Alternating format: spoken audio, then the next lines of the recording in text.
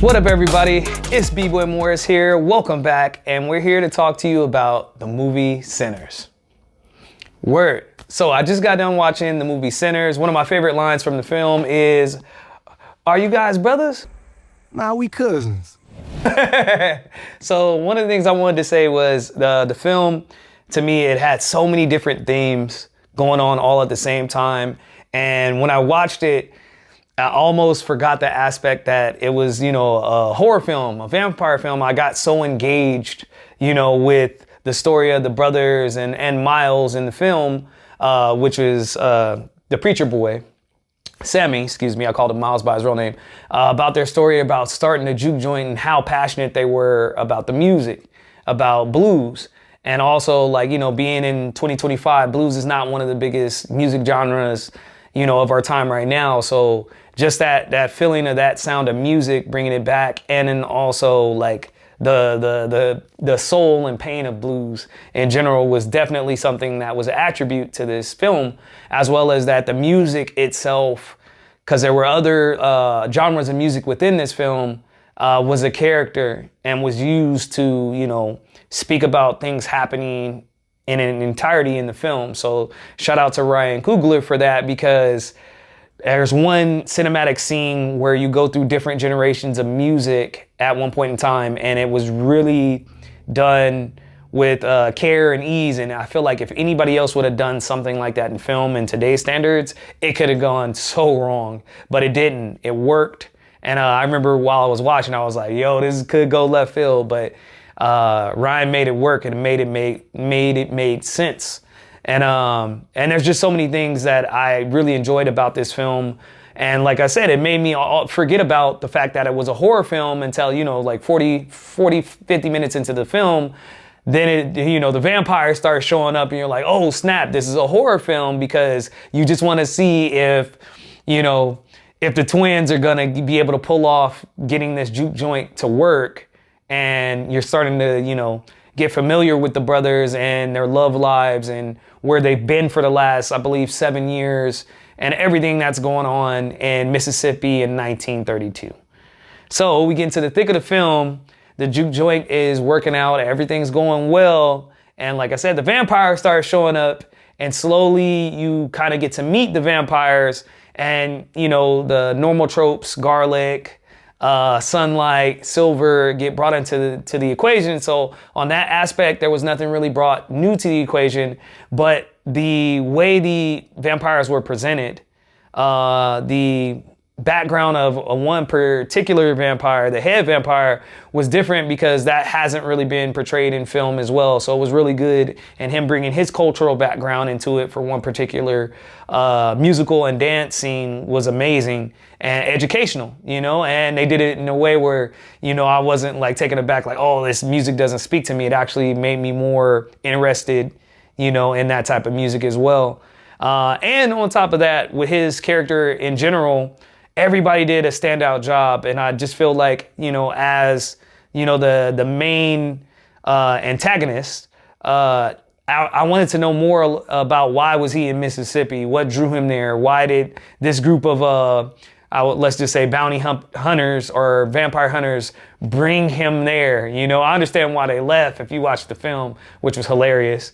But I want to know why was he even in the area and what brought him to Mississippi. So Ryan, you definitely left some questions that, I believe the fans who've seen the film want answers. So we definitely need a sequel. But what you did with the film, music-wise and character development, really I think made people feel comfortable and wanting more.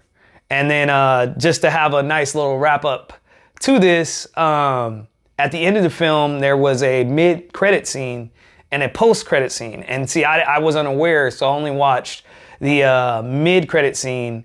And after seeing the mid-credit scene, it pretty much wrapped up the film greatly, for me. And my two buddies who came with me to the film, we really, really enjoyed it. And it was good because Marvel is really known for having post-credit scenes. So I think his time over doing Black Panther and working with the Russo brothers and everything on that definitely tied into how he put a little extra into the film where, you know, if you were needing a little bit more, it gave it to you. But also, like I said, it made you want to know more about, you know, the vampire hunters. I don't want to reveal their, you know, ethnicities, because that'll hopefully you'll go watch the film and find out their ethnicities. And also, like, the main antagonist, you want to find out why are you even there, and your motivations on behind why you wanted the particular protagonist of the film, why you needed him, why he was so special. So, like, shout out to you, Ryan. And outside of that, you know, I would just give this film, if I'm gonna go out of a 1 out of 10, I would give it a 9.5 or even a 10. Like, there were so many things of the film that I really enjoyed, because the way it started, the way it drew me into the characters, when the actual action happened with the vampires, there were some very gory scenes. There was comedy in the film that really, like, you know, like I said, if it was done in a different way, it would have taken away from everything that was going on, because there were so many different themes, so many things happening in Jim Crow, you know, Mississippi in 1932, where if it wasn't handled a certain type of way, one, you could say it was too much or not enough. And the way he handled it, explaining the situations, bring you in, let you know why there was certain pain behind each and every character. And standout performances for me of the film, Miles, I found out this was his first major film. Imagine your first major film is with Michael B. Jordan. Crazy. I would be terrified to do that, but he did an amazing job, and he has an amazing voice. I literally, after the film, I looked into finding out about the soundtrack just to hear some of the songs that were involved in the film. And like I said, this is, to me, going to open a new door for people to kind of get reintroduced to blues, because there is so much, like, feeling behind some of the songs used into the film. Another character, my man Delta Slim, Elroy, you did an amazing job. As some other people would say, is like, some actors, when you get a little bit older, you know, sometimes they're just there and, you know, playing themselves, but you really felt his character, you know, when he was riding through the cotton fields, and it made you feel something. And then hearing him on his harmonica also just, you know, it sent, like, you know, like a feeling, you know, through my body when I watched the film. And it really, you know, like it took you into that time period and made you feel what he was going through, and made you hopefully, you know, sympathize and have empathy for what he was doing, but also that he was, like, living out his dreams and passion through his music as well, which is another underlying theme of the film of, you know, do you know you do what your family wants you to do, or do you follow your dreams and your passion, even though it may not feel like it's the right thing to do? There's a ton of themes in the film with, you know, Jim Crow South, you know, racial segregation, and it's enough to where, like, it opens your mind to what was really going on at that time. And there's enough about, like, you know, everyday struggles, like I'm saying with the music, that everybody can relate to when it comes to having an art or a passion. All right, so back to what I said.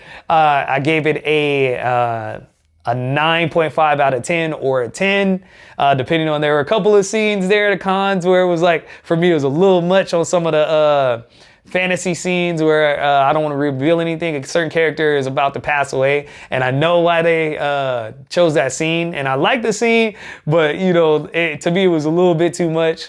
And but that didn't take away from the film.